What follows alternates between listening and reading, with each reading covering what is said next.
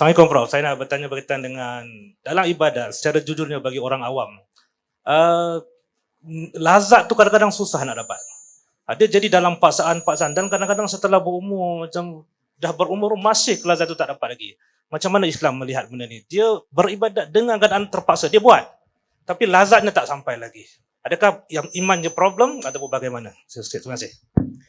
Okey, baik. Terima kasih Doktor.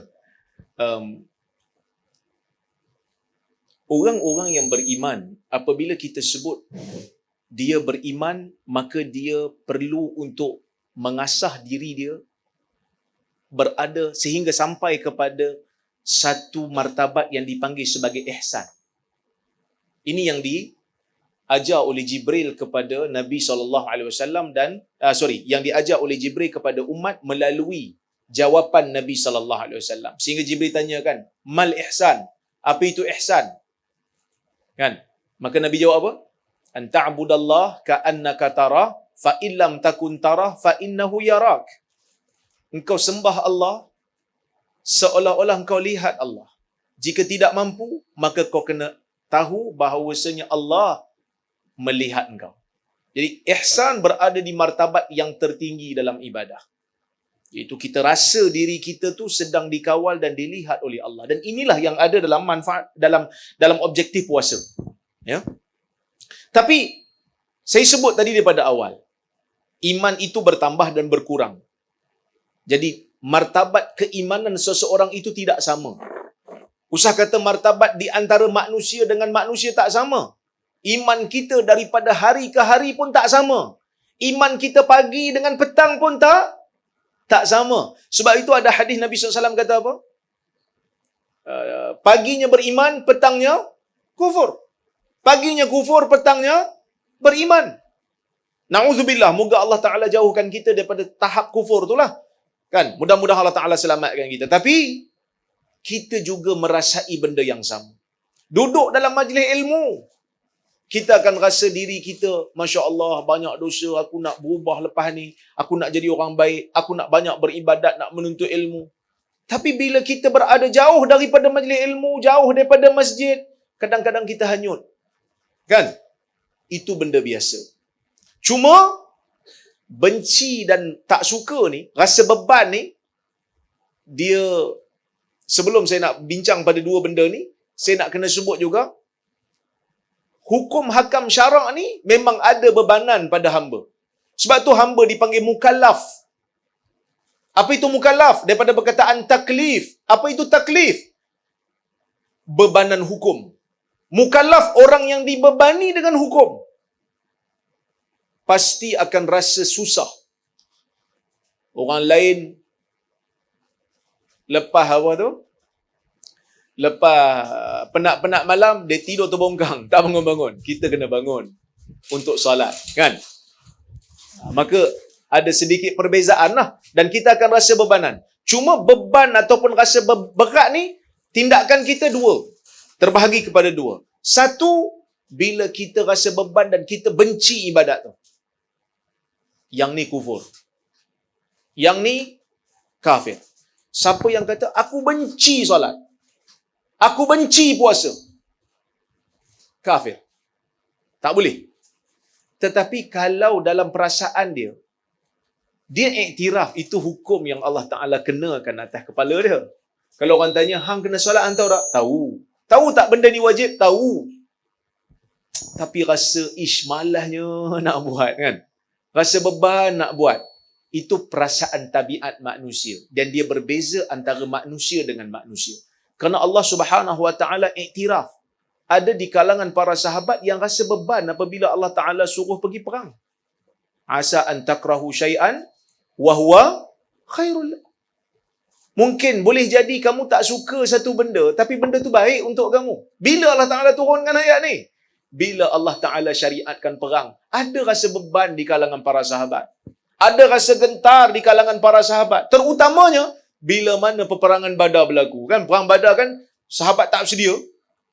Bilangannya sedikit, kelengkapannya sikit. Tiba-tiba Allah Ta'ala takdirkan perang. Ada rasa beban, ada rasa berat, ada rasa gentar. Allah Subhanahu Wa Ta'ala kata, boleh jadi kamu tak suka pada satu benda. Itu baik bagi kamu. Jadi bila mana ada perasaan beban dan berat ni, kita kena hati-hati, jangan sampai kepada tahap benci pada ibadat tu. Cuma kalau ada perasaan rasa macam, rasa berat lah, rasa beban lah kan. Ia menunjukkan tahap keimanan kita tu belum sampai kepada martabat ihsan dan kita kena bimbing dan pimpin jiwa kita. Dan sebenarnya, setiap daripada kita ni, walaupun sebenarnya kita tak minta. Sebab Nabi SAW pun sebut, la tad'u ala anfusikum, kamu jangan doa keburukan atas diri kamu. Tapi kalau kita perasan, kita akan rasa ibadat itu sedap dan lazat bila Allah turunkan kepada kita musibah. Bila Allah turunkan musibah pada kita, masa tu sedap ibadat. Masa tu kalau boleh kita tak nak bagi salam. Sebab kita rasa seronoknya doa sebelum memberi salam. Kalau boleh kita tak nak angkat kepala daripada sujud. Kerana kita tahu waktu tu adalah waktu mustajab doa. Jadi sebenarnya kita dah sampai pada tahap tu. Cuma kita perlu bimbing. Bukan kata, ini bukan saya nak mengajar ni, saya pun sama juga. Kadang-kadang ada jugalah rasa beban-beban tu kan. Tapi kita kena ajar diri kita. Kena cari hikmah di sebalik setiap pensyariatan ibadah yang Tuhan bagi kat kita. Saya sebut tadi, kita tak boleh fikir. Tak boleh fikir dari sudut faktor. Kenapa. Tak boleh cari illah. Ibadah mahdah, illah dia hanya khudu' wal inqiyad. Illah, faktor. Kenapa Allah Ta'ala syariatkan ibadat? Faktornya adalah kerana nak suruh manusia tunduk dan patuh. Tapi hikmahnya ada tak? Hikmahnya banyak. Bila Allah Ta'ala suruh kita salat, sebenarnya kita boleh cari hikmah di sebaliknya. Kenapa Allah Ta'ala suruh kita mulakan salat dengan Allahu Akbar? Sedangkan banyak zikir lain lagi. La ilaha illallah pun ada. Subhanallah pun ada. Alhamdulillah pun ada. Tapi bila mulakan salat, Allah Ta'ala kata, mulakan dengan takbiratul ihram, iaitu Allahu Akbar. Sebab apa? Boleh cari hikmah dia. Kenapa bila kita sujud, bila kita rukuk, Nabi SAW ajar kita supaya tasbih. Subhana rabbiyal azim, subhana rabbiyal a'la. Boleh cari hikmah dia. Boleh cari. Dan di situ akan timbul kelazatan. Kenapa Nabi SAW mengarahkan kita semua untuk baca Fatihah di dalam salat? Ada sebab dan ada hikmahnya. Nak jawab kat sini panjanglah. Tapi, boleh cari video saya kat YouTube. Saya menghuraikan makna Fatihah. Yang mana kalau kita semua faham maksud Fatihah yang kita baca dalam solat tu, kita akan rasa solat itu sangat healing untuk kita. Tak payah pergi tepi laut nak healing. Pergi pun boleh lah. Kan? Tapi kadang-kadang manusia ni pergi healing punya jauh. Kan? Sedangkan di dalam solat itu ada healing yang kadang-kadang kita tak perasan. Sebab itu Nabi SAW sebut dalam hadis, Nabi kata apa? Ju'ilat li qurratu aini fi salah. Dijadikan untuk aku penyejuk mataku di dalam salat. Penyejuk mataku ada dalam salat. Hidup ni ada kalanya berjalan seperti mana yang kita rancang. Ada kalanya jadi seperti mana yang Tuhan mahu dan bukan yang kita rancang. Kan? Kadang-kadang kita rancang buat sesuatu tak jadi. Kita rasa penat. Kita rasa dizalimi. Kita rasa orang tak bantu kita. Kita rasa orang sabotaj kita. Betul? Kan? Kadang-kadang kita rancang buat sesuatu tak jadi. Orang sabotaj kita. Orang gagalkan rancangan kita. Kita rasa susah hati. Pergi salat. Waktu salat tu ada ayat Maliki Yaumiddin. Tuhan yang menguasai hari pembalasan. So kita healing. Wahai Tuhan, Engkaulah yang menguasai hari pembalasan. Dunia ni hanya sementara je. Orang yang buat zalim ni pun bukan dia menguasai dunia sepenuhnya. Kalau tak dapat dibalas di dunia, paling tidak ada akhirat untuk kita. Untuk kita dakwa dia di hadapan Allah Azza wa Jalla. Jadi ini di antara cara-cara untuk kita didik diri supaya mencapai makam kelazatan di dalam ibadah, iaitu kita mencari hikmah di sebalik setiap pensyariatan ibadah yang Tuhan bagi kat kita. Tadi saya sebut tentang pensyariatan puasa. Contoh pensyariatan zakat. Mungkin anak-anak belum sampai pada tahap bayar zakat lagi. Tapi orang-orang yang dah kerja ni, Dr. Dia ni, gaji banyak ni kan. Ada doktor-doktor kawan-kawan tu semua gaji-gaji banyak-banyak tu. Allah Ta'ala wajibkan bayar zakat. Allah Ta'ala kata apa? Wa fi amwalihim haqqul lis-sa'ili wal mahrum. Dalam harta mereka ada hak untuk orang miskin.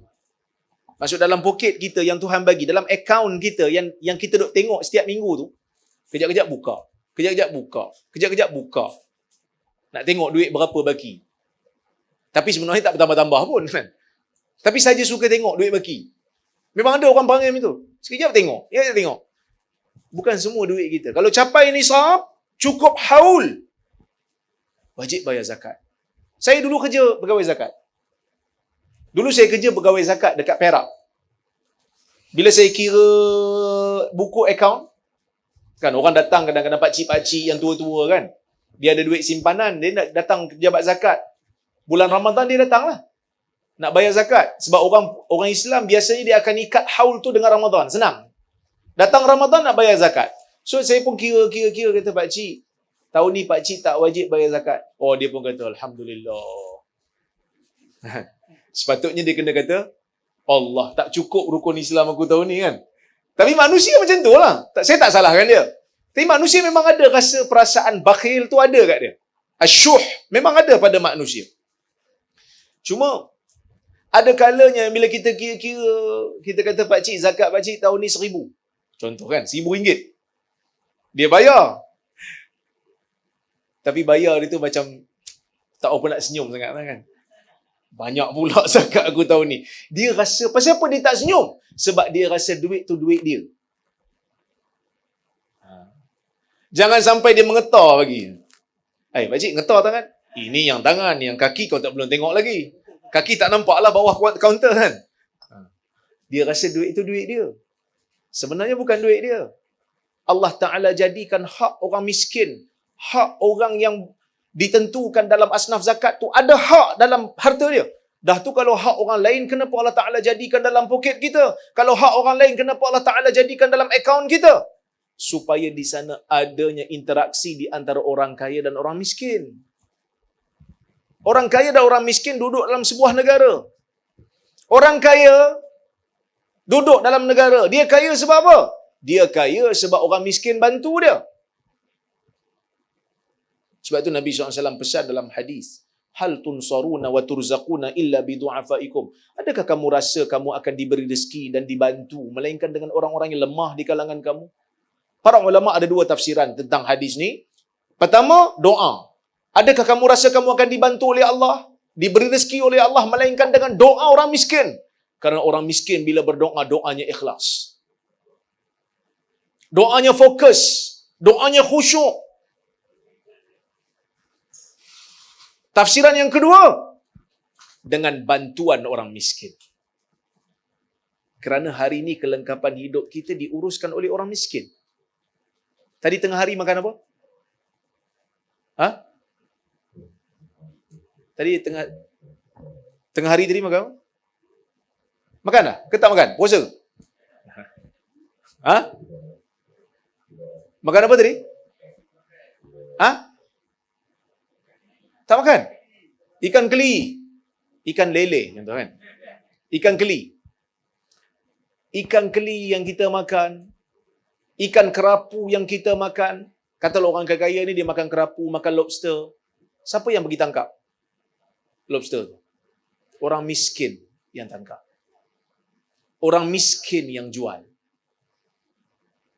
Kan, kami yang kat depan ni, Dr. Dia, saya sendiri, kalau tak kerana orang miskin yang menjual barang-barang keperluan, kami juga akan susah. Saya tak pandai tangkap ikan. Saya tak pandai. Saya tak pandai tanam padi, tak pandai. Kan, Dr. Dia pun tak pandai. Dia kata dia pandai. Saya pun tak pandai. Kalau orang miskin tak tanam padi, kalau orang miskin tak tangkap ikan, kita nak makan apa? Makan buku. Jadi sebab itu jangan sombong. Maka mencari hikmah di sebalik setiap ibadah itu akan mewujudkan kelazatan dalam diri kita. Wallahu a'lam.